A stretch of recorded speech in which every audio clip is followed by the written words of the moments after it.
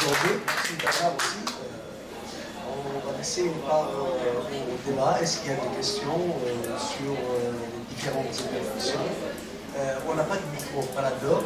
Donc, si vous avez la voix forte, vous pouvez prendre la voix là où vous êtes. Sinon, vous allez prendre le micro ici. Moi, j'ai une question pour le jeune homme là-bas. C'est possible un verre d'eau ou quelque chose comme ça? Il y a une question là. Moi j'ai une question. Il y a une question là. Même The big one? c'est le big one. Ça marche. Bonjour, alors moi je voulais vous poser une question parce que justement, alors nous on ne connaît pas beaucoup la politique, alors moi-même j'ai été front de gauche, j'ai soutenu Clémentine Le Pen en 2014 à Sous-Rang, et aujourd'hui vous êtes présenté, vous avez dit que vous avez quitté Mélenchon, c'est ça si j'ai bien compris, hein. Vous avez quitté M. Mélenchon pour faire votre propre parti. Mais c'est quoi la différence de ce que vous proposez aujourd'hui à l'Europe? Parce que quand vous parlez d'Europe, de ce discours, là on a l'impression d'avoir déjà entendu ce discours, mais aujourd'hui, est-ce que l'Europe, vous pensez aujourd'hui, quand vous allez dans les jeunes, dans les quartiers, vous leur parlez de l'Europe? Est-ce que vous pensez qu'ils ont conscience de ce qu'est l'utilité de l'Europe ou pas, dans les quartiers comme dans le 93? Parce que si vous parlez de Mélenchon, nous on a l'impression que voilà, parce qu'on nous a trahis, on a soutenu entre guillemets de gauche pendant des années, pendant 20 ans, 30 ans. On s'est retrouvé avec des gamins qui sont partis en Syrie, la délinquance, des fillettes voilées.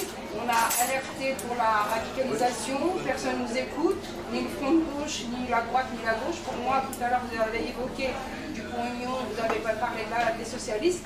Pour moi, je vous dis la vérité, pour moi, ils sont tous pareils, même je mets Mélenchon, tout le monde. Alors la question, je voulais savoir, vous, est-ce que vous êtes prêt aujourd'hui d'avoir un discours, entre guillemets, préparé pour aller parler à cette jeunesse qui est dans les quartiers et qui a un discours plus victimaire que plus ambitieux, voilà. Est-ce que vous êtes prêt demain, si on vous invite de venir par exemple dans une ville comme Sopran, Blanc-Mini ou autre, à avoir un discours avec cette jeunesse qui refuse de voter, qui ne comprend pas ce que veut dire l'Europe, qui n'a plus de rêve, qui n'a plus de confiance aux politiques, particulièrement dans les banlieues parce qu'ils sont plus de gauche. Je ne sais pas si vous avez compris ma question, mais un petit peu. D'autres questions? Malheureusement, je n'ai pas pu tout écouter, mais ce que j'ai entendu en tout cas au début, c'était exactement la même critique de l'Union européenne que celle que fait Asselineau et l'Union populaire républicaine. Et donc ma question c'est, qu'est-ce qui vous différencie de l'Union populaire républicaine, vu qu'on est de l'UPR, de l'Union populaire républicaine, puisque on est tous d'accord, enfin je pense qu'on devrait être tous d'accord qu'à l'intérieur de l'Union européenne, aucune alternative n'est possible, et que changer l'Union européenne à cause de l'article 48 du traité sur le fonctionnement qui requiert l'unanimité est impossible. Le Front de gauche prétend que c'est possible, le Dupont-Aignan prétend que c'est possible, ils prétendent tous que c'est possible, mais ils n'expliquent jamais comment ils vont faire une autre Europe avec d'autres Européens que les Français. Donc, il faut sortir, il faut le Brexit, mais il y a déjà un parti du Brexit, c'est l'UPR. D'autres questions? S'il vous plaît, on va laisser d'accord. Moi, c'est une question plus immédiate. J'ai un petit peu le sentiment, je ne veux pas être négative, mais un petit peu le sentiment de me retrouver devant la grosse bascule et j'ai l'impression de connaître une nouvelle discussion avec lequel nous sommes bien d'accord depuis 2068, quoi. Bon, bref. Alors, voilà, mon problème, c'est les gilets jaunes. Je suis gilet jaune dans la vie, il n'y a pas beaucoup dans Paris, le fait que je suis vieille, etc. Je veux ma vie, je fais ce que je veux, j'héberge dans la canapé chez moi, je fais ce que je veux. Mais avec les gilets jaunes, comment vous voyez la situation évoluer? Comment cette révolte populaire qui va sans doute au casser, je ne sais pas, mais il y a des choses, comment vous voyez que ça puisse avancer vers une conscience pour la taille politique pour la souveraineté. Qu'est-ce qu'on peut faire dans ce débat? Ah oui,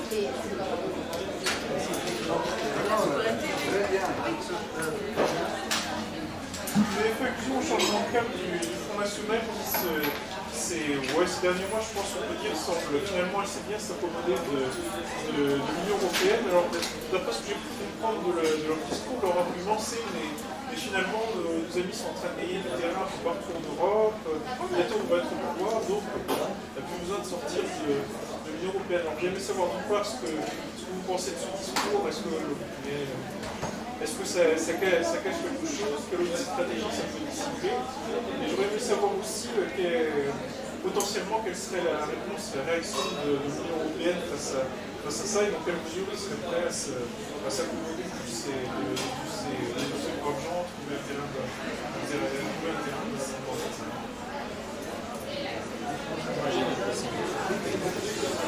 J'ai une question assez simple. On parle souvent que l'Union européenne n'est pas démocratique et du fait que justement les commissaires européens sont nommés par des élus.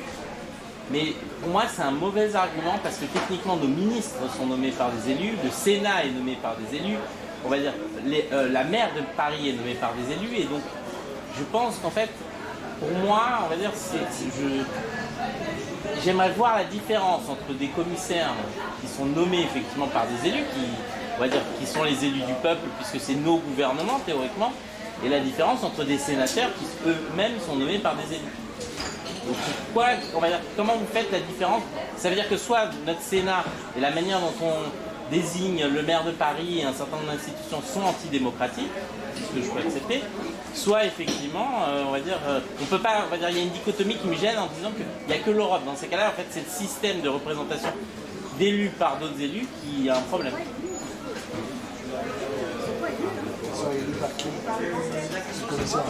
Ils sont choisis par les autres.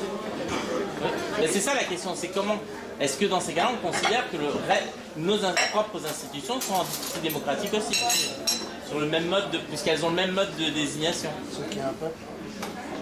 Il y a un peuple français, il n'y a pas de peuple européen. Mais les sénateurs ne sont pas élus par le peuple. Non, mais il y a un peuple français. Dans les élus, il n'y a pas de peuple européen. Alors, d'abord Sevran. Pas que ce grand, la bombe. Oui. Je suis d'accord. Alors, le problème qu'il y a, c'est que moi je vais parler en fonction de ma propre patrie.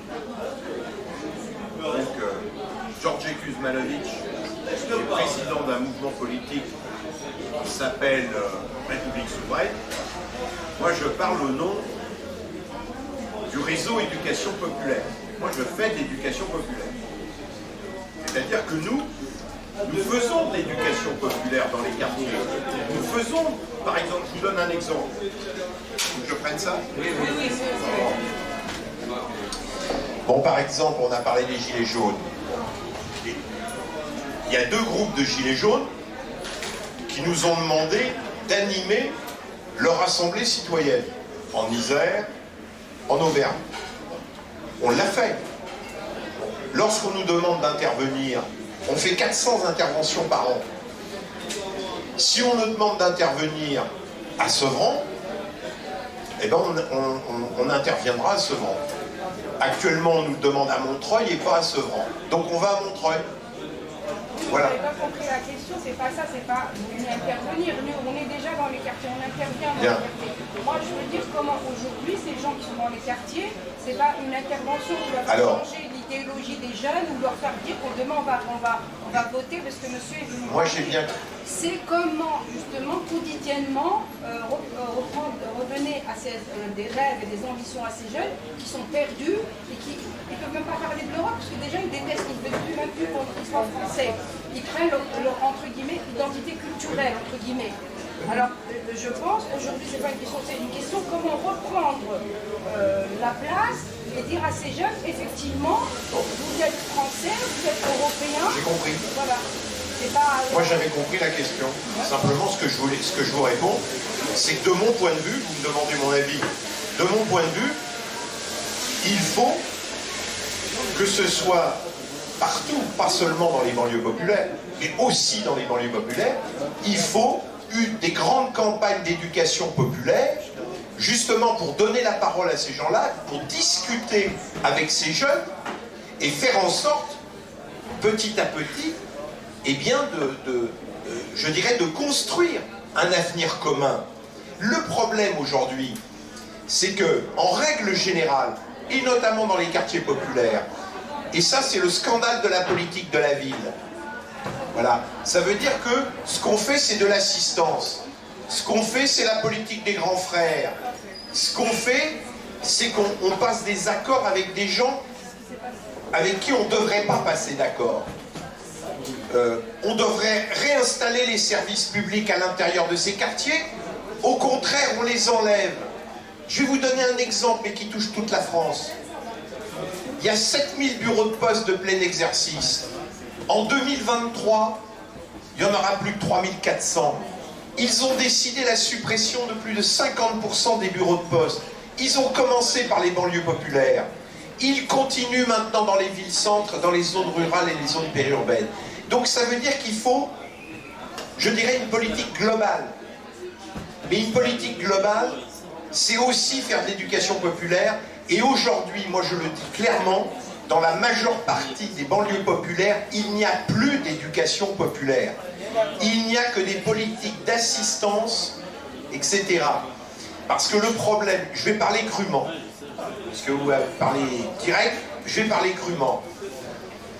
Aujourd'hui, la politique de la ville, du gouvernement, c'est de dire, par exemple, il y a 20 voitures qui ont cramé, eh bien, on va occuper les jeunes pour qu'ils ne crament pas les voitures du centre-ville. C'est pas ça l'éducation populaire. L'éducation populaire, c'est construire un avenir avec les gens. Bon, mais pour ça, il faut des intervenants d'éducation populaire qui n'existent pas aujourd'hui dans ces quartiers populaires.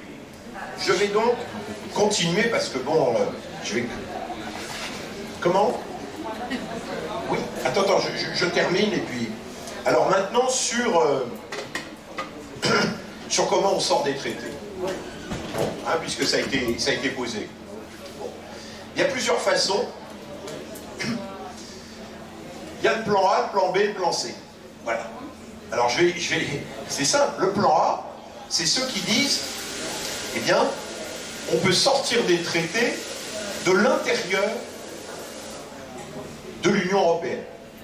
Bon, ça, parce que vous demandez mon point de vue, je pense que c'est pas possible. Voilà. Mais, il y en a, la plupart des partis estiment qu'ils peuvent tout changer de l'intérieur. Pourquoi n'ont-ils pas fait déjà depuis X ans? Ensuite, il y a ceux qui défendent le plan B. Le plan B, c'est je sors demain matin à 8h30 grâce à l'article 50. Non, attendez, permettez-moi. C'est pas plan B. Non. Permettez-moi. C'est Assoulineau. Bon, je pense que c'est pas possible. Voilà, je le dis ouvertement, on le voit avec le Brexit. Déjà le Brexit, ils ne sont pas dans la zone euro. S'ils étaient dans la zone euro, ce serait encore plus grave, plus difficile, parce qu'il y aurait le problème des tuyauteries dont j'ai parlé tout à l'heure. Voilà. Donc, je pense que vouloir mobiliser uniquement sur l'article 50 plus de la volonté populaire, sans dire ce qu'on va faire derrière, c'est-à-dire quel programme, quel projet, etc., je pense qu'il n'y aura jamais, je le dis ouvertement, de mobilisation autour de ce genre de discours. Personnellement, je préconise le plan C. Le plan C est le suivant. Et il s'appuie sur une analyse de l'histoire.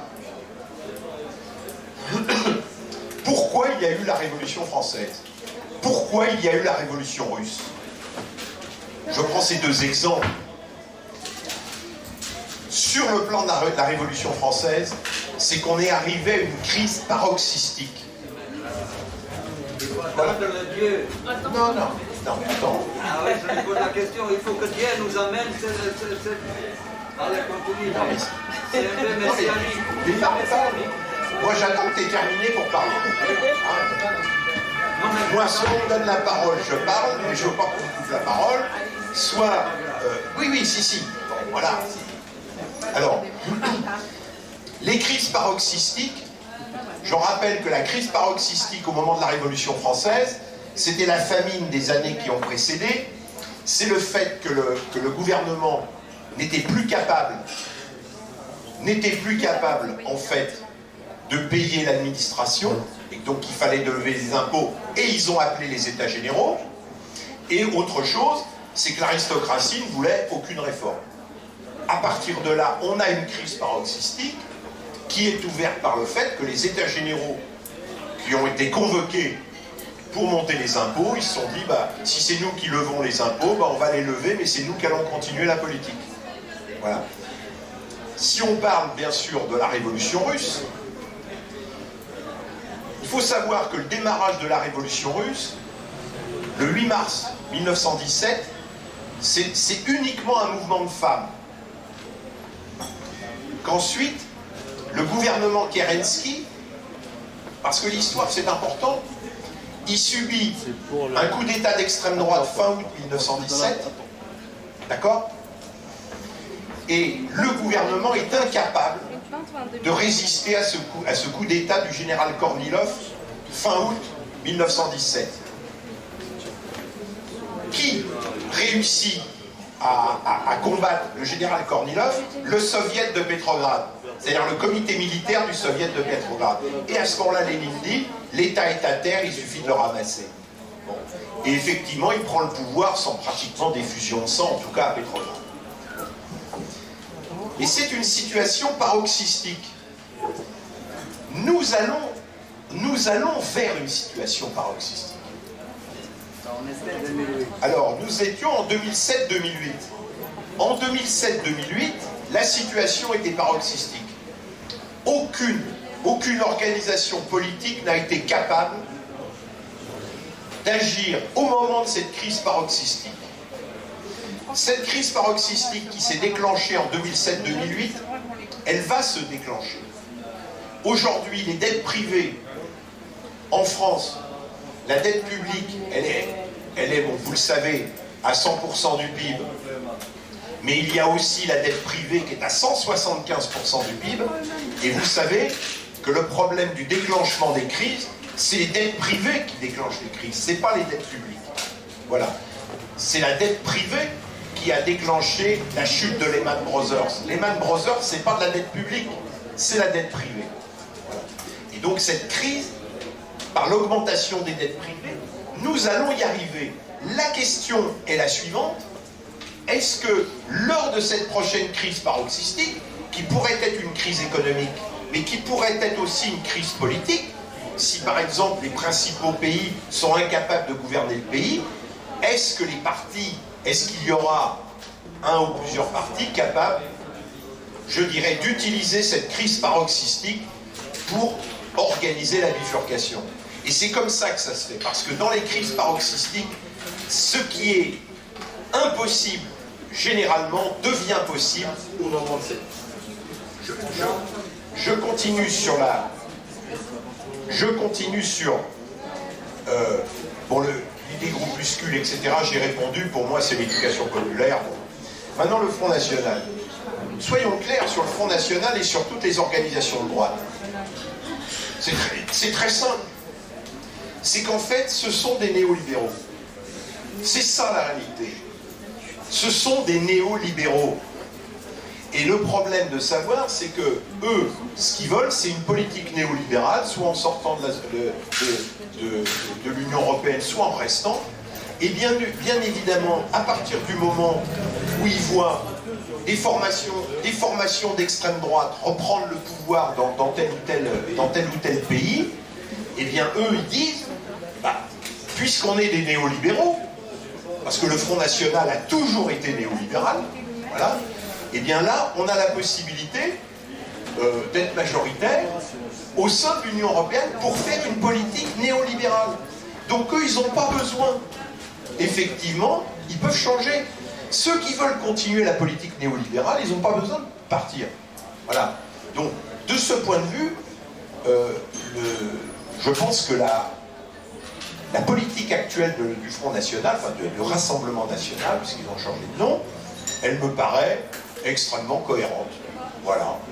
Ce sont des néolibéraux qui souhaitent diriger d'une façon encore plus autoritaire que les néolibéraux à la Macron. Voilà. Voilà. Maintenant, sur le programme de la démocratie. Et là, je terminerai là. On aura la parole aux autres après. Sur le problème de la démocratie. Effectivement, je suis... Alors, c'est bien ou c'est pas bien. Moi, je suis sur la position de Condorcet et de Pierre Mendès France sur la démocratie. C'est-à-dire que je n'accepte de transmettre mon pouvoir qu'à des gens que j'ai élus directement. C'est-à-dire que je ne souhaite pas transmettre le pouvoir à quelqu'un qui est nommé. Alors on dit par exemple les ministres. Mais non, le problème c'est que les ministres, ils sont là pour faire la politique du président de la République qui lui a été élu. Bon. Maintenant, quand vous parlez par exemple d'une commune, il ne faut pas se raconter d'histoire. Si la liste du Parti Socialiste à Paris est majoritaire, tout le monde sait que la mairesse, ce sera Anne Hidalgo. C'est-à-dire qu'en fait, quand les électeurs votent, ils savent pour quelle maire ils vont voter. Donc il n'y a pas de problème. Dans n'importe quelle commune, si la liste pour laquelle vous votez est élue, vous savez qui sera le maire. Donc le problème, c'est, pour moi, c'est clair au moment du vote. Par contre, ce qui se passe à la Commission européenne, c'est pas du tout ça. C'est que quand vous élisez Macron, par exemple, et que Macron il dit c'est monsieur X qui va siéger au nom de la France, et là, moi je ne suis pas d'accord, moi j'ai pas élu, moi je ne savais pas, au moment où on votait, que si Macron était élu, il allait nommer X à cet endroit-là, Z à cet endroit-là. Ça, c'est de l'opacité. Mais comme les ministres. Hein. Eh bien oui, mais les ministres... Mais les ministres, c'est pas d'importance, puisqu'ils font la politique du président de la République. Ben, le commissaire aussi. Eh bien pas du tout. Eh bien pas du tout. Ceux qui sont commissaires européens, ils font la politique du mouvement réformateur néolibéral, et ils n'ont plus de lien avec celui qui l'a nommé. Voilà, c'est comme ça que ça se passe. Les commissaires, une fois qu'ils sont désignés, ils font leur politique. Par contre, ce qui se passe, c'est que quand un ministre ne fait pas la politique du président de la République, il est viré en 15 secondes, 3/10. Voilà. C'est pas comme ça qu'on fait au niveau européen. Et au niveau européen, c'est pareil à la Banque centrale, c'est pareil à la Commission. Donc pour ma part, je ne souhaite pas que la transmission du pouvoir soit faite à des gens que je ne connais pas. Que ça soit fait à des gens qui sont sous leur propre responsabilité et qui font la politique pour ceux que j'ai élus, oui. Mais pas nommer, par exemple, quand on nomme quelqu'un à la Banque Centrale Européenne, il est indépendant. C'est marqué dans les traités. Mais je voudrais juste revenir sur la question qu'avait posée, le constat et la question. En fait, la plupart des gens qui se déterminent, et je mettrais peut-être Mélenchon dans le coup, qui se déclarent pro-européens, qui font semblant de vouloir changer mais qui ne changent pas l'Europe, sont des gens qui veulent généralement maintenir un statu quo, qui n'ont pas dans la tête une idée d'émancipation de toutes les populations qui sont sur le territoire. Voilà quelques exemples. Par exemple, Macron s'est entiché de Yacine Bellatar, il a appelé de la ville, etc. En fait, c'est son balcon, quoi. Il montre que bon, il s'intéresse à ces gens, etc. Mais en réalité, il ne veut rien changer. On pourrait faire un petit peu le même reproche du côté de la France Insoumise avec Youssef Inqui, qui nous a fait beaucoup de bien et qui apparaît dans toutes les tribunes, notamment à l'université d'été de la France Insoumise. On peut ajouter aussi que, c'est le complément, c'est pas un ajout d'ailleurs, que ces pouvoirs, veulent maintenir les populations des banlieues dans l'état dans lequel ils se trouvent et les renvoyer à une supposée culture d'origine. Et pour ça, ils actionnent, on peut dire que les indigénistes les arrangent plutôt bien, que l'islamisme, dans ses composantes, peut bien les intéresser aussi. Donc bref, il n'est pas question d'une quelconque émancipation. J'imagine que si un mouvement s'intéresse vraiment à la question, il aura à combattre pied à pied l'indigénisme sous toutes ses formes, l'islamisme, l'islam politique, et créer un projet d'émancipation, mais en donnant des gages concrets à tous les jeunes de banlieue, des gages concrets d'une volonté d'émancipation dans ces territoires. Voilà ce que pour ma part, j'imaginerais.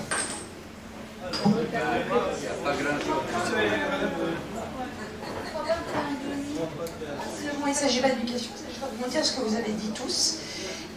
Concernant les banlieues et concernant cette population extrêmement fragilisée, en fait, il faudrait une éducation nationale.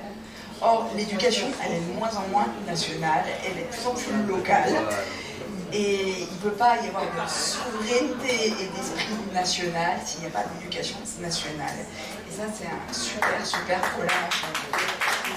Et je pense que ce repli sur la culture d'origine, c'est parce qu'on ne trouve pas son compte dans la culture nationale. Et c'est ce qui se passe en ce moment. Et il y a une carence éducative.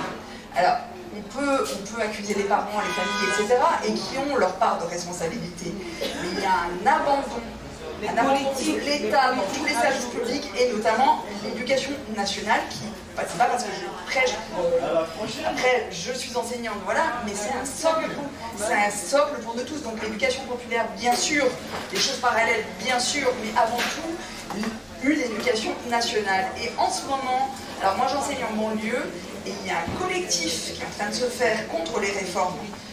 Et quand tu parlais d'intelligence, de populaire, de gens qui vont lire les textes, etc., moi j'ai un collectif de parents là sur les gares, Sarcelles, etc.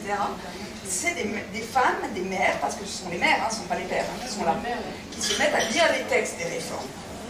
Et qui viennent voir les profs et disent mais qu'est-ce qu'on fait? Et il se passe un truc quand même assez fabuleux en ce moment. Et j'ai pris des photos des manifestations, elles sont toutes voilées. Voilà. Donc il y a un truc qui peut se faire, il y a une récupération qui peut se faire, et moi je suis personnellement assez enthousiaste. Parce que je trouve qu'il y a quelque chose de populaire dans l'intelligence.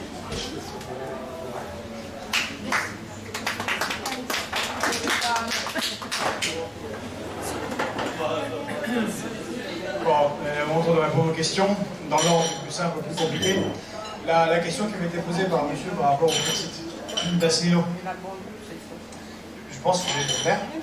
Donc oui, monsieur Asselineau critique très bien, et l'UPR critique très bien l'Union Européenne. C'est pas le seul. Il le fait très bien depuis très longtemps. Non, c'est pas le seul. Il y a d'autres gens qui le font très bien. Il y a 10 ans, c'était... J'ai critiqué la proposition qu'il fait. Je suis contre le Frexit d'Asselineau. Il n'est pas sérieux, il n'est pas travaillé. On ne sait pas qu'est-ce qui va être fait derrière. Sa politique économique qu'il propose est une politique plutôt libérale. Elle n'est pas claire, et on se retrouve, oui, il parle du CNR, mais c'est pas concret, qu'est-ce qu'il va faire? Il parle jamais de République sociale, ce n'est pas clair ce qui sera fait. Et surtout, c'est la méthode. Et la méthode, c'est, si jamais la France, qui a la puissance historique et économique et populaire de s'opposer à l'Union Européenne, ça sera 1789. Ça ne sera pas cool. Chez M. Asselineau, c'est simple. Les choses sont simples parce que article 50, point. Et comme A au carré égale B au carré, plus B au carré égale C au carré, il est bien évident que tout ce que je dis en tant que haut fonctionnaire qui est énarque, qui était ministre, est évident. Et c'est comme ça qu'il fonctionne. Et en plus, qui connaît le numéro 2 d'Asselineau? Asselineau, c'est encore pire que la France Insoumise, encore pire que Philippot ou le Front National. S'il meurt, s'il se fait écraser par un camion, et son parti disparaît entièrement. Qui suit? Quel est le programme? On ne sait pas.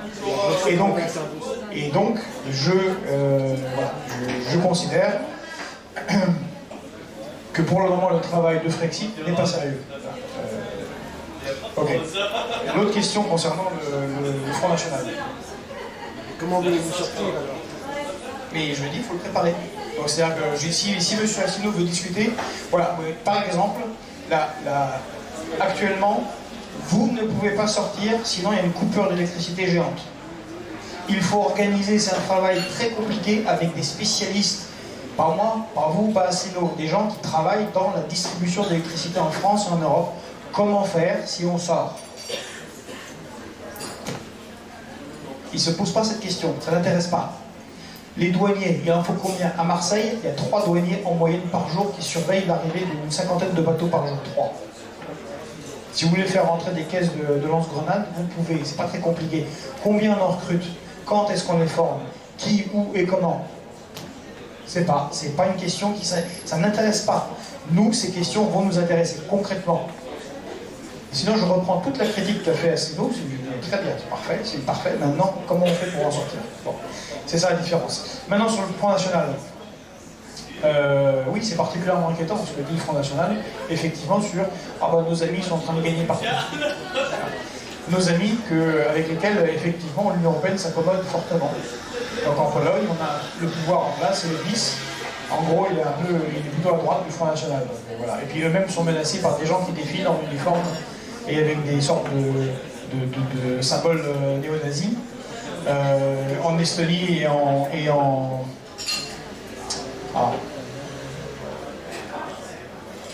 Lituanie, en Estonie et en... Mais non, l'autre 3e pays baltes. En Lettonie. En Lettonie, on a supprimé les retraites à ceux qui ont combattu le nazisme, on les a données à ceux qui ont servi dans la Waffen-SS. Il y a des monuments à la SS. En Ukraine, beaucoup soutenu, on a des gens qui sont élus, qui sont néo-fascistes, néo-nazis, qui ne sont pas nazis eux-mêmes. On a quand même un monument, la division SS Galichina, où les jeunes scouts ukrainiens vont prêter serment chaque année. Il y a quand même le Congrès juif mondial qui, en janvier 2019, a dit que c'était délirant de renommer des rues et des avenues au nom de collaborateurs enfin, ce n'est pas des collaborateurs, c'est des gens qui ont participé à des nettoyages de ghettos juifs avant que les SS arrivent. Bon, il y a un souci, ça pose pas de problème. Tout ça se fait sans souci. Donc Vox fait des voix en Espagne, la Lega a phagocyté le mouvement 5 étoiles. Si j'étais au Front National, je me dirais, c'est sympa, ça se passe bien. En Tchéquie, en République tchèque, pardon, ce sont des néo-fascistes qui ont pris le pouvoir. En Autriche, ce sont des néo-fascistes qui ont pris le pouvoir. Mes idées progressent. Je me dirais, en fait, effectivement, c'est bien l'Union européenne. Bon. Mais on serait face à ce qu'a toujours été le fascisme, c'est-à-dire la roue de secours finale au système, quand il a tellement pillé, s'est tellement mis les peuples à dos, qu'il faut un pouvoir autoritaire qui soit capable de d'écrabouiller toute velléité de révolte ou de révolution. Et ce qui m'inquiète, c'est ce dont tu parlais, Bernard, c'est la situation paroxystique. Par la faute même des partis de gauche, nous ne sommes pas prêts à aucune situation paroxystique. Si demain il y a une situation paroxystique qui arrive, on a des types en noir qui prennent le pays. En noir, pas des noirs, en uniforme noir. Ils sont bien plus préparés dans leur tête pour prendre le pouvoir de cette manière-là que toute partie de gauche actuellement. Et de très loin. Et c'est très très inquiétant. En ce qui concerne les gilets jaunes, pour les groupuscules, il y a plein de groupuscules. Il y a un groupuscule que j'aime beaucoup, historiquement, qui est très intéressant à étudier. Ce sont c'est pas les conjurés, mais c'est le groupe ici, les conjurés du Mont Pèlerin, animé par Hayek, Milton Friedman quand il était jeune, Karl Popper. Donc ils s'étaient réunis désespérés après les accords de Bretton Woods en Suisse et qui avaient projeté, avec une vingtaine d'intellectuels, de combattre cet ordre mondial de Bretton Woods, de l'or comme monnaie d'échange mondiale, de plus juste répartition de la richesse. Et ils ont influencé jusqu'à la victoire de leurs idées avec Reagan, avec Thatcher, avec Pinochet au Chili. Donc des fois il y a des groupuscules qui travaillent fort et qui arrivent à réaliser ce qu'ils veulent réaliser politiquement. Et puis on est dans un moment de changement historique fort. Qu'on soit d'accord ou pas avec ces partis-là, mais regardez justement le mouvement 5 étoiles, c'est quelques années qu'ils prennent le pouvoir. Podemos, c'est 3 ou 4 ans, ils ont failli décrocher c'était à 0,5%, décrocher le pouvoir. En Grande-Bretagne, le Parti travailliste est renversé, Corbyn prend le pouvoir dans le Parti travailliste et au bord de gagner les élections du Premier ministre en 2 ans. Alors que les premières réunions de Momentum Group, c'était des réunions dans des cafés comme ça avec des étudiants, des jeunes, des enseignants, des ouvriers. Donc on ne sait jamais, et je crois que là les Gilets jaunes ont donné la voix. Alors, c'est mon avis personnel, mais je pense que les Gilets jaunes ne sont pas une force politique, et d'ailleurs ils n'arrivent pas à se constituer en force politique, et puis en général, ils coupent la tête de celui qui voudrait profiter, y compris sortant de leur rang, du mouvement des Gilets jaunes pour se faire élire. Il n'y a pas vraiment de programme qui émerge, mais néanmoins, je serai l'oligarchie, je serai inquiet, parce que le peuple est sorti dans la rue. Il était sorti en 2005, mais là il est vraiment sorti dans la rue. Il s'est compté, il a vu qu'il pouvait se mobiliser, il a dit qu'il y avait du soutien. Il y a eu, moi j'ai fait pas mal c'est 16 actes sur 20, j'ai discuté avec énormément de Gilets jaunes, des connus ou moins connus, et ce qui s'opère depuis le 17 novembre, c'est une politisation extrêmement rapide de gens qui n'étaient pas très politisés. J'ai vu vraiment des gens qui sortaient du bois, même de leur opacité, du crétinisme paysan dont parlait Karl Marx, le crétinisme des gens écrasés par la machine, qui sortent un an, rien à marre des taxes, la semaine suivante, rien à marre de la justice, et puis en fait, 3 semaines après, ils discutaient des institutions, et 1 mois, 2 mois après, ils valaient l'analyste politique moyen sur BFM TV. Bon, voilà, ce sont des choses qui arrivent très très vite, et je pense qu'ils ont de ce point de vue-là, montré la voie. Et ce qui est intéressant, c'est qu'ils ne s'intéressent pas aux élections européennes. Ça ne change rien. Le mouvement des Gilets jaunes ne modifie en rien la structure de vote pour les élections européennes. C'est-à-dire que les Gilets jaunes, globalement, ce que je prends comme une catégorie, ont compris avec 2005 qu'ils vous envoient des gens qui sont dans un Parlement européen qui ne sert à rien, comme l'a expliqué Bernard, et que donc ça ne profite pas spécialement au Rassemblement national, ça ne profite pas à la FI qui continue à s'effondrer pour des raisons structurelles internes. Les votes restent assez uniformes et l'abstention est extrêmement forte. Et de ce que j'ai entendu des Gilets jaunes, ils se préparent pour les premiers pouvoirs qu'ils peuvent saisir, c'est les municipales. Parce qu'ils connaissent, c'est local, ils connaissent les gens, et là je pense qu'il y aura beaucoup de candidatures sous différentes formes dans des Gilets jaunes, dans les municipales. Et c'est très malin parce que plutôt que d'envoyer 4 zazous à l'Union européenne qui n'auront aucun pouvoir, c'est petit à petit grignoté par l'intérieur du pouvoir, grignoter le pouvoir par l'intérieur des institutions. Et maintenant pour madame qui m'avait posé la question sur Sevran, eh bien, quand vous voulez. Voilà, je signe tout de suite et j'y vais, mais sachez que j'étais candidat à la députation à Lens, et que j'ai fait des quartiers populaires comme celui de la ville d'Avion, tenu par les communistes, où il y a la cité de la République. Sevran, à côté, c'est la grande bourgeoisie. Donc on peut aller vraiment encore plus au bout du truc, et il n'y a aucun problème, et le discours que je tiens, en fait, je pense très bien reçu par les jeunes, de la même manière qu'il était très bien reçu quand j'étais officier, et qu'ils étaient avec moi, pour la plupart, soit des jeunes paysans vendéens qui ne peuvent pas se faire réformer, soit des jeunes de cité. Parce que ce qui m'a semblé à moi, c'est qu'on leur donne plus le goût d'être français. Et d'abord par les élites qui trahissent. Ça a été dit pour les services publics. Les services publics sont abandonnés, ils sont trahis. Ils seront trahis par la République parce qu'il y a plus de postes, parce que les écoles s'effondrent. Et je dirais que c'est pas seulement un problème de financement de l'école. C'est aussi une question de fonctionnement interne. C'est-à-dire que là, la gauche sur les 30 dernières années. Il n'y a pas que ça. Il n'y a pas que ça. Le problème, c'est que c'est dommage. Les politiques enferment les jeunes, les familles dans leur culture d'origine. Et ça, c'est grave. Ça, c'est grave. Moi, la victimisation. Voilà. Ah oui, c'est terrible. J'arrive même pas. Moi, je suis issue de l'immigration. Je vis en France, ça fait quelques années. Et j'ai été choquée de voir ce grand pays. Je me dis, c'est pas possible. Même en Afrique, ce n'est pas comme ça. Excusez-moi de vous le dire, j'ai la chance de naviguer entre les 2 continents. Je suis juste écœurée. C'est pas possible ce qui se passe en France. Je me dis, les politiques, certains, ont vendu leur âme au diable. Et c'est pas possible. Ils enferment les gens dans leur culture d'origine. Ah, mais toi, tu peux pas parce que c'est pas possible. Leur supposer qu'ils sont... Mais, alors, on est français avant tout. Gabriel, excusez-moi, monsieur le Breton, tout à l'heure, vous avez dit tout à l'heure qu'on leur donne pas la chance d'eux. Je sais pas aujourd'hui la phrase. C'est pas vrai.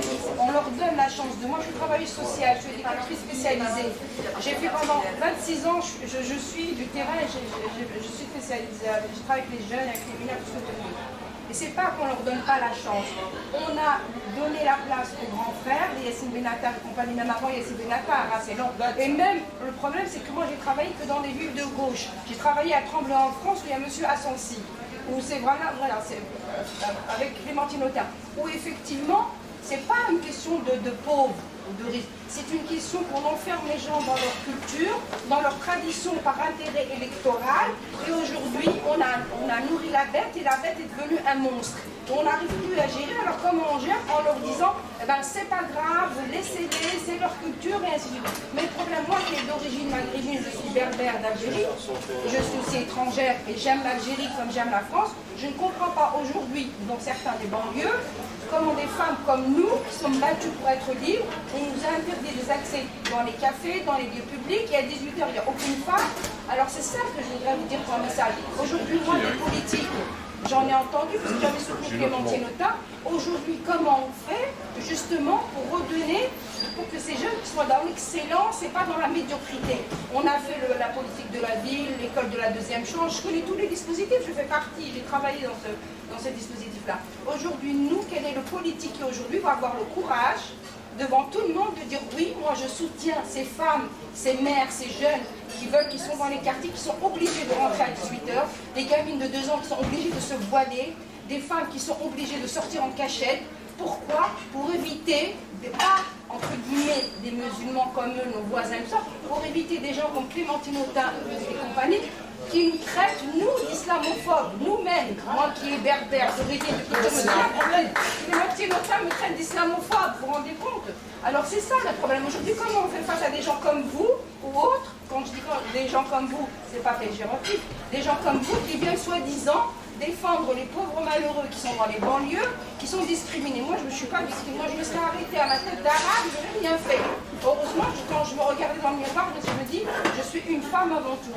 Alors, c'est pour ça, aujourd'hui, vous, en tant que futur politique, est-ce que vous pensez être capable de dire, venir avoir le courage de dire, je soutiens ces femmes-là, je suis contre le voile des fillettes, je suis contre tout ça et je veux, voilà, une vraie démocratie, vivre normalement. Moi, je ne veux pas être qu'une beurette de quartier. Je ne veux pas être que ça.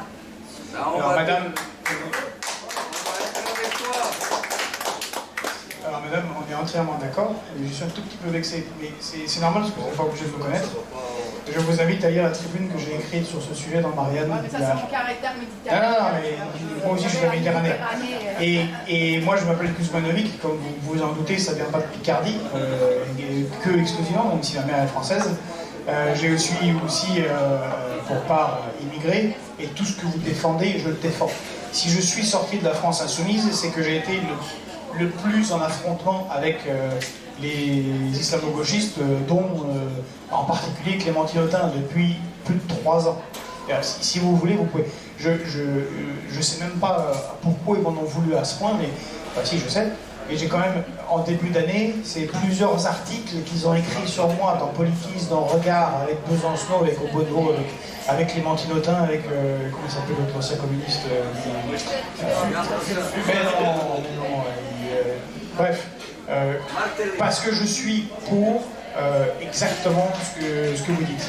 Aujourd'hui, j'étais avec la délégation kurde qui d'abord ce matin a rencontré Macron. Après, on les a rencontrés eux, parce que ça fait des années que je les suis, que je les soutiens avec mes camarades. Et donc là, on avait des femmes combattantes. Et j'avoue qu'on a un peu rigolé, parce qu'il n'y avait plus aucun représentant de la France insoumise depuis que je suis parti en soutien à cet endroit. Mais il y a quelques temps, ils sont allés au Rojava pendant 24 heures pour faire la photo. Les plus indigénistes qu'on puisse trouver, Daniel Obono, Mathilde Panot, et puis un accompagnateur.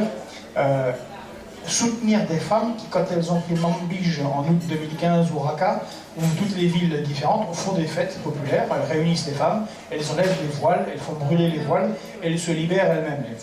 90% d'entre elles sont musulmanes, et puis de toute façon on s'en fout parce qu'ils construisent une république qui est socialiste, écologiste, féministe, et puis souveraine. Et c'est ça que je dirais que je défendrais, comme j'ai défendu à différents endroits, je peux aller, comme vous voulez, au Blanc-Ménil, ça m'intéresserait.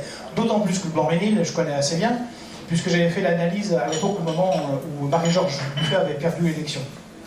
Et j'avais des camarades communistes, enfin du PCF, et du PS qui ne comprenaient pas. On a fait tout ce qu'il faut, on a aidé, on a appuyé les associations, et je leur dis, mais vous êtes tellement cons ou quoi? Vous avez soutenu pas des associations de gens laïcs, vous avez soutenu des communautaristes islamisés. Donc vous avez pensé qu'un barbu religieux allait voter pour une femme communiste? Mais vous êtes con. Évidemment, il a voté pour un mec de droite conservateur. C'est plus en rapport avec ce qu'il croit. Il ne faut pas être surpris dans ces cas-là. Et c'est la catastrophe. Bon, je sais très bien que Clémentine Autain, les absurdités, est allée dans un café, dire regardez, il n'y a pas de problème, on peut aller dans un café. Évidemment, c'est stupide. Bon, et c'est pour ça que j'ai quitté entre autres pour ça que j'ai quitté la France Insoumise. Mais le jour du lancement, et je suis très fier de ça, le jour du lancement de notre parti, où il y a voilà, c'est Georges Kusmanovic, dedans il y a Aja Razolom Jatovo, qui est moitié malgache. Il y a Yavar Shekalrodi qui est iranien. Rien que là, on a plus de dirigeants dans notre mouvement que toute la partie gauche pendant 10 ans qui défendait soi-disant les quartiers populaires. Et surtout ce jour-là, il y avait un jeune qui s'appelle Youssef, dont la mère les parents sont marocains, ils sont arrivés ici, il est né au Maroc. Et il m'a dit, en fait, c'est ce que j'attends, je ne vote plus personne parce que je dois tout à la France. Bon, ma mère, elle est un peu âgée, elle a le voile, mais c'est parce que voilà, elle vient du fin fond de la paysannerie marocaine, pourquoi pas.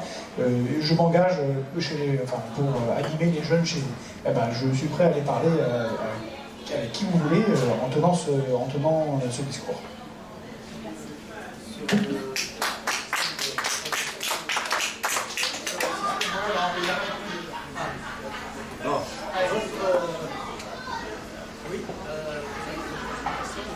On a faim. On a faim. Si vous voulez, là, Allez-y, allez-y. si vous voulez, si vous vous préoccupez, non, pas sur le Mexique, vous vous préoccupez de l'islamisme. Il faut quand même se rendre compte que c'est un phénomène mondial. Moi, je ne suis pas français, ça existe dans d'autres pays d'Europe, évidemment encore plus au Moyen-Orient. Et je pense qu'on ne peut pas se préoccuper de ça simplement en pensant à l'éducation dans les quartiers populaires, et ne pas penser à la géopolitique, en particulier à la politique catastrophique de la France par rapport à la Libye et à la Syrie, et à son alignement sur Israël.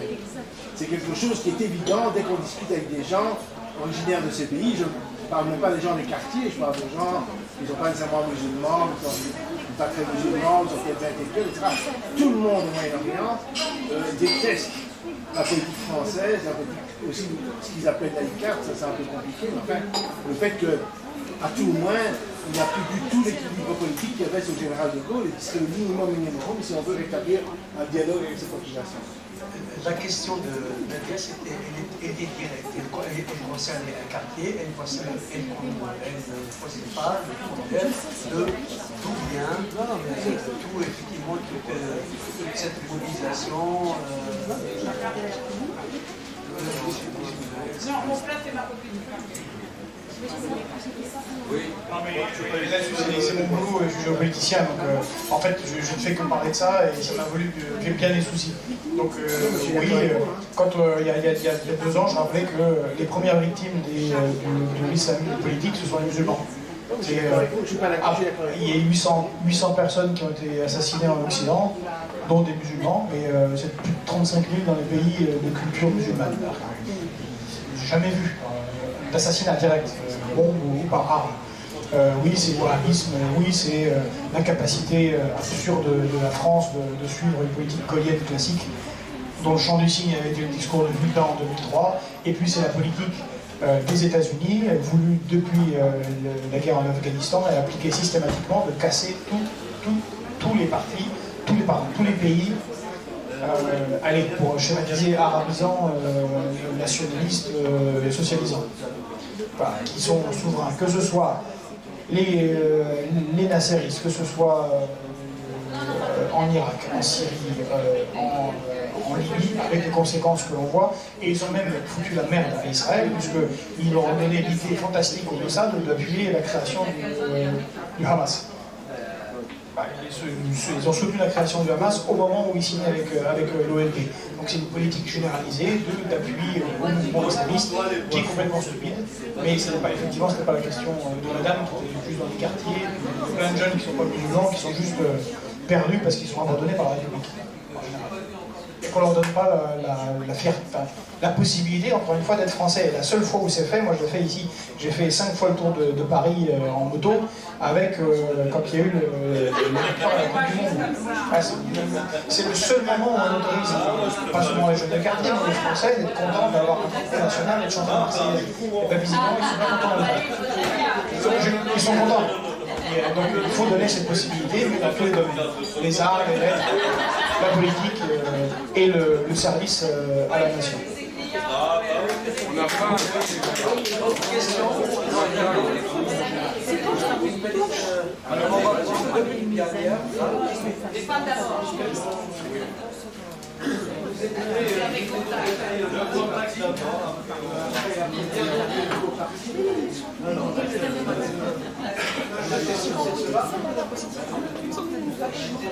Moi j'ai vu.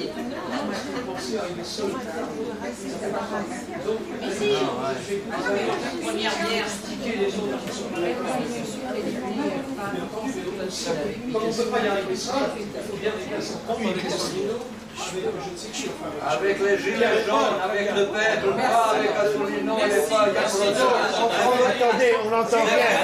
C'est une question. On n'entend rien. C'est pas tout seul. Fini les partis, fini les partis. Une question avec un parti là. C'est le mouvement. Un mouvement peut. S'il vous plaît. Donc seul, la question est posée. Est-ce que avec nous, toi et moi. C'est perdu, il y a 25 partis. On a faim. Si c'est facile, Dernière question, s'il vous plaît. Actuellement, la félicité des corps intermédiaires de partis dans la société aujourd'hui. Parce que, Il me semble. Et moi j'habite dans la rue.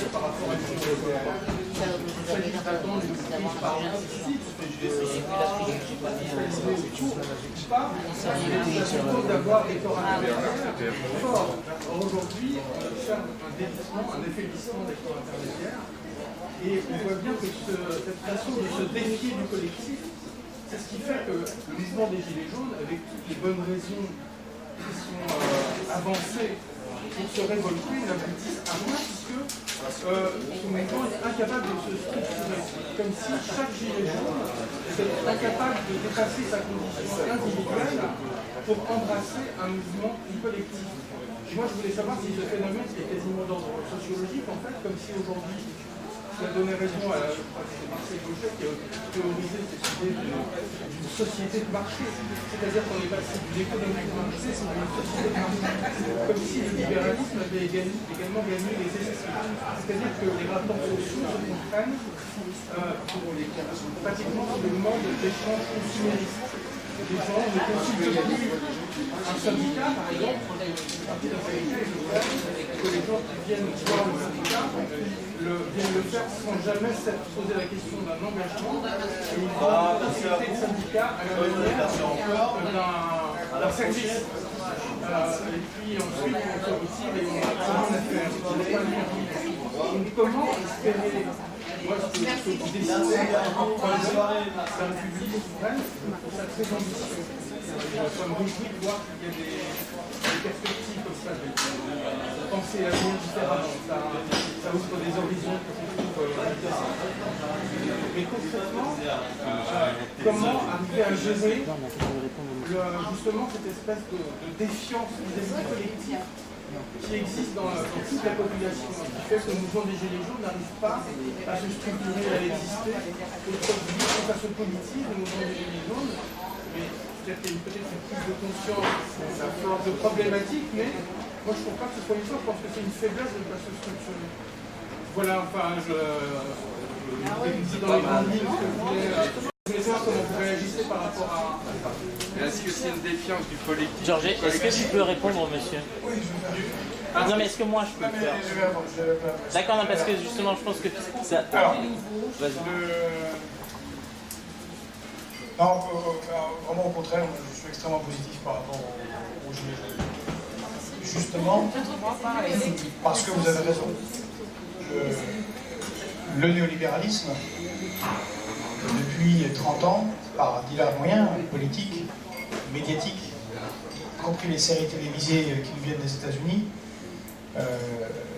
l'écroulement de l'école républicaine impose dans les consciences un modèle néolibéral d'atomisation, qui conduit à la limite sociale et qui font que les syndicats ont peine à recruter, que plus grand monde va dans les églises, qu'il y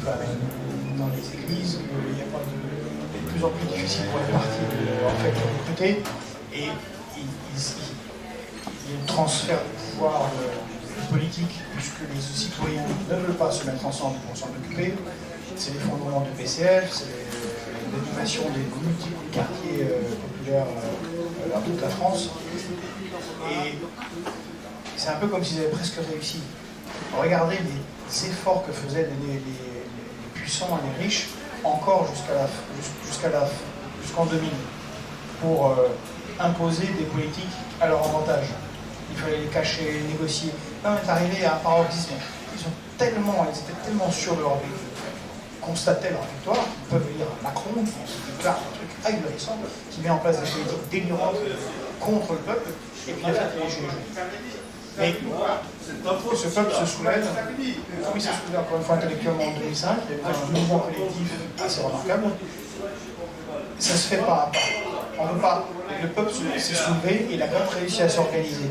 Et je trouve que réussir à s'organiser sur un rond-point, ou sur deux ronds-points, ou sur un quartier, et que les gens se retrouvent et se rencontrent, et des couples qui se forment, qui fassent des brochettes, des dancing, des discussions politiques, c'est déjà un pas énorme compte tenu de toute la merde qu'on leur a laissé mis dans la tête. Et je trouve ça en fait plutôt formidable. C'est que le peuple a une capacité de résilience, d'auto-organisation, ça ne peut pas être parfait tout de suite.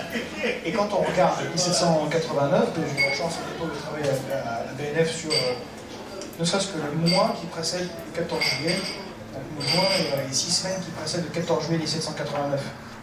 Mais on nous le représente toujours comme quelque chose de on voit les tours de la Bastille, et puis le peuple, et puis il y a 2-3 drapeaux, puis 4 piques, et puis tout ça est dans un cercle, un cadre doré, et on l'explique plus trop aux jeunes, mais en fait ces 6 semaines, je ne parle pas de ce qu'elles rendent, mais un bordel colossal. Place de la Nation qui n'existe pas encore, il y a 20 jours avant, il y a une quarantaine d'hommes tout nus qui font des sortes de messes sabbatiques, sataniques, complètement alcoolisés, ils sont chassés par le guet. Il y a des femmes violées, il y a des gens qui s'organisent, qui discutent des remises Voltaire, il y a des pillages, et ça a l'air d'aller nulle part. Et c'est bien pour ça que le roi a écrit 14 juillet, il se passe rien. Il y a révolte dans les faubourgs, enfin, et ben voilà. Mais à un moment donné, il y a un Camille Desmoulins qui monte sur un tonneau, puis c'est bon moment, puis c'est la veille, ils ont imposé un nouvel impôt qui embête les gardes françaises qui sont bourgeois, puis ils trouvent finalement la révolte des faubourgs, c'est une bonne idée, et puis celui-là il leur donne une bonne idée si on est à la Bastille, puis c'est bon. Et boum, révolution. En fait, c'est des choses qui se construisent. Et je trouve que le mouvement des Gilets jaunes, justement, est quelque chose qui est de cet ordre-là extrêmement positif. Moi, je n'aurais pas lancé le mouvement s'il n'y avait pas eu les Gilets jaunes. En fait, je serais sorti de la France insoumise, je serais occupé de mes affaires, j'ai un troisième bébé qui arrive, qui m'a un peu compliqué, parce que je bosse en entreprise en plus, je ne suis pas élu. Donc, mais là, c'est les Gilets jaunes qui ont donné l'incitation. Et vous posiez la question, monsieur, mais pourquoi est-ce que... En gros, pourquoi on fait ce mouvement? Eh bien parce que j'étais la France insoumise, et que la France insoumise a été aussi un truc qui apparaît un peu de nulle part, comme un feu de paille très rapidement, et qui avait un beau pouvoir, et que Jean-Luc Mélenchon a théorisé la rupture du clivage gauche-droite, et que, en partant de rien, sans soutien, il y a eu le soutien des communistes en mars, il n'y a pas d'argent, c'est la campagne qui était la moins chère malgré nous parlons de on s'en fiche, mais c'est la campagne la moins chère, et avec ça, ça fait 20%, c'est parce qu'il y a une mobilisation populaire et que ça a été trahi à la France Insoumise. Et ben, si c'est trahi, ben, c'est pas grave, le truc va s'effondrer, il est en train de s'effondrer. C'est comme ça, c'est une humus qui tombe dans la forêt, et de nouveaux champignons repoussent, et parfois ils vont devenir des arbres, ça se trouve notre truc ne va pas marcher. C'est pour ça que c'est un mouvement, et qu'on a mis clairement dedans le multicarte. En fait, ça ne nous intéresse pas de gagner sur les autres, ce qui est intéressant c'est de réussir à regrouper. Et pour ceux qui seraient proches de l'UPR ou pas, on leur dit, voilà, il n'y a pas de problème, on fait ensemble, sauf qu'il faut travailler un petit peu sur qu'est-ce qu'on fait, comment on soit concrètement. C'est tout. On leur dit pas, vous êtes nuls, c'est pas bien ce que vous faites. Voilà. Et moi, je suis prêt à m'associer avec tous ceux qui ont l'intérêt de la République, du peuple et de la souveraineté nationale et populaire. C'est le CNR, c'est en avant. On n'a pas...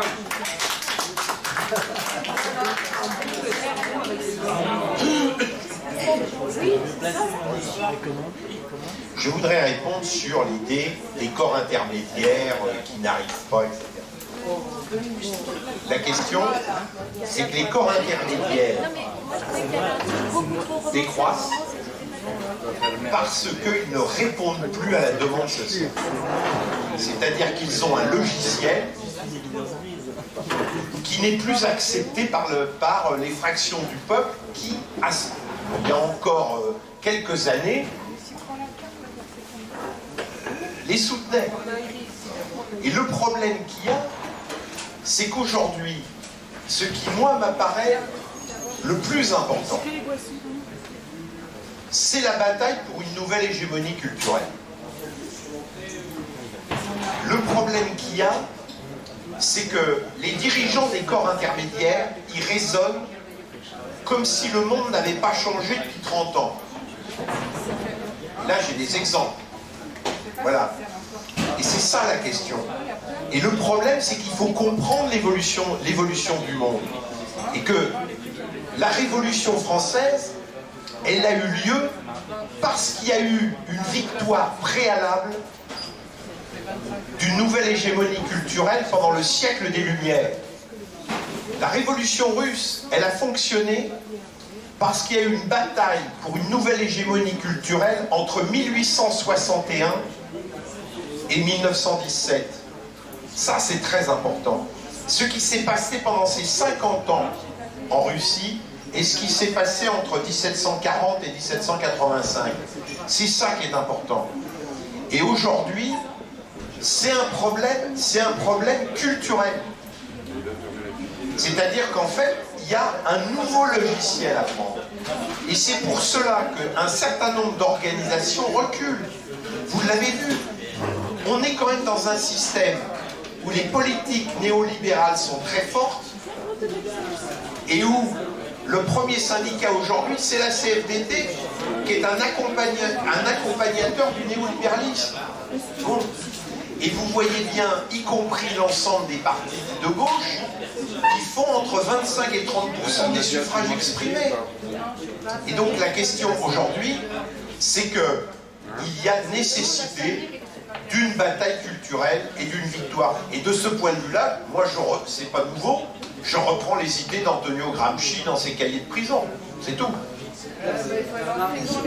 Tous ceux qui veulent apporter au-delà, vous avez le site Gala Combat Social et IFAL, et puis République Souveraine, pour ceux qui veulent voir ce que propose exactement ce nouveau mouvement. On va essayer oui, s'il vous plaît. Parce que, pour ceux qui... Alors, juste pour vous dire, il va y avoir de la musique après. Donc, la cuisine va fermer. Il faudrait qu'on s'occupe de rester manger, boire un verre avec nous, chanter ensemble. Voilà. On va manger un saucisse demain. Youssef, si vous voulez manger quelque chose, les gens peuvent manger quelque chose. Ça y est, c'est déjà dit là. Ah bah d'accord. Parce qu'il ferme là, il va fermer dans 10 minutes.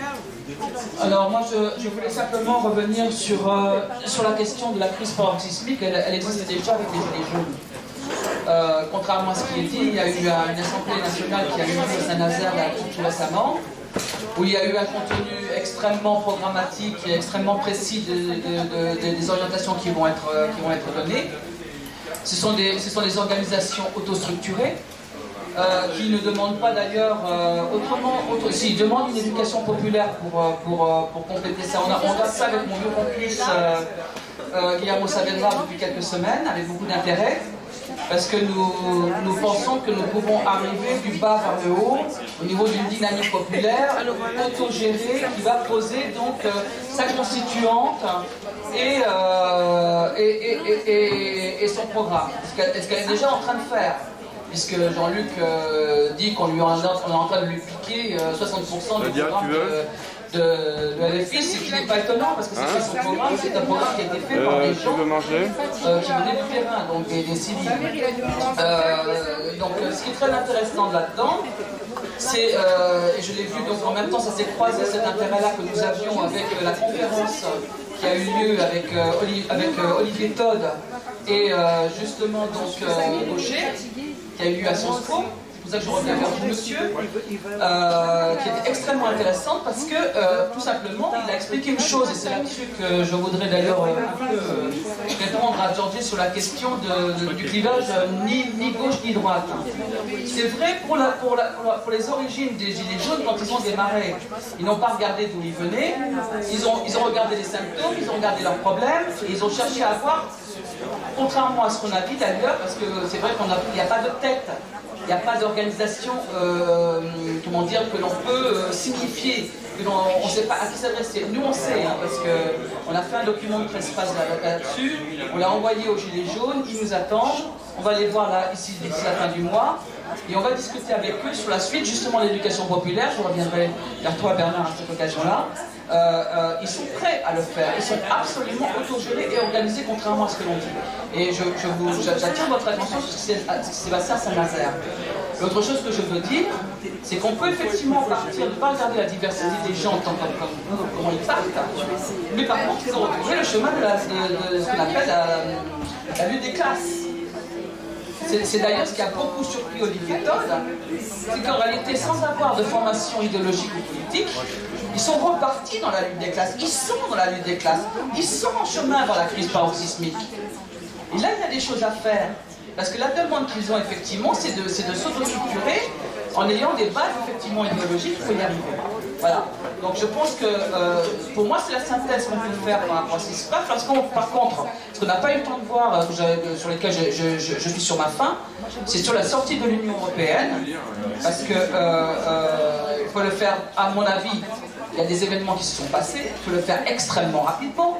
Que l'histoire de tes tuyaux, de flux financiers, etc., on va nous les couper du jour au lendemain, à partir du moment où on arrive au pouvoir.